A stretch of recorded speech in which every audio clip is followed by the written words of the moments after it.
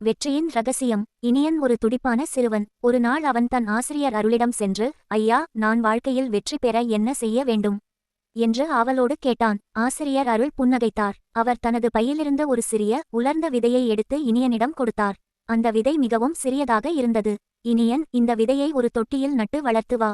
இது செடியாக வளர்ந்ததும் உனக்கு வெற்றியின் ரகசியம் புரியும் என்று அருள் கூறினார். இனியன் உற்சாகத்துடன் வீட்டுக்கு ஓடினான். ஒரு அழகான மண் தொட்டியை தயார் செய்து அதில் செழுமையான மண்ணை போட்டு அந்த விதையை மென்மையாக உள்ளே நட்டான். தினமும் காலையில் எழுந்ததும் இனியன் அந்த தொட்டிக்குச் சென்று தண்ணீர் ஊற்றினான். ஒரு வாரம் ஆனது. ஆனால் மண்ணில் எந்த மாற்றமும் தெரியவில்லை. இனியனுக்குச் சந்தேகம் வந்தது. இந்த விதை வளருமா அல்லது இறந்துவிட்டதா என்று யோசித்தான். ஆனாலும் அவன் நம்பிக்கையை விடாமல் தொடர்ந்து தண்ணீர் ஊற்றி வந்தான். 10 நாட்கள் கழிந்தன. ஒரு நாள் காலை இனியன் பார்த்தபோது மண்ணை பிளந்து கொண்டு ஒரு சிறிய பச்சை நிற தளிர் வெளியே வந்திருந்தது.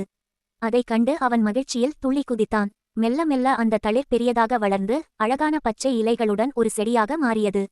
இனியன் அந்த செடியை மிகவும் அன்போடு கவனித்துக் கொண்டான். இனியன் அந்த செடியை தூக்கிக்கொண்டு ஆசிரியர் அருளிடம் ஓடினான். ஐயா, பாருங்கள், என் விதை செடியாக வளர்ந்துவிட்டது. இப்போது ரகசியத்தைச் சொல்லுங்கள் என்றான். ஆசிரியர் அருள் அவனை பாராட்டி, இனியன், நீ காட்டிய பொறுமையும் தினமும் செய்த இடைவிடாத முயற்சியுமே வெற்றியின் ரகசியம் என்றார்.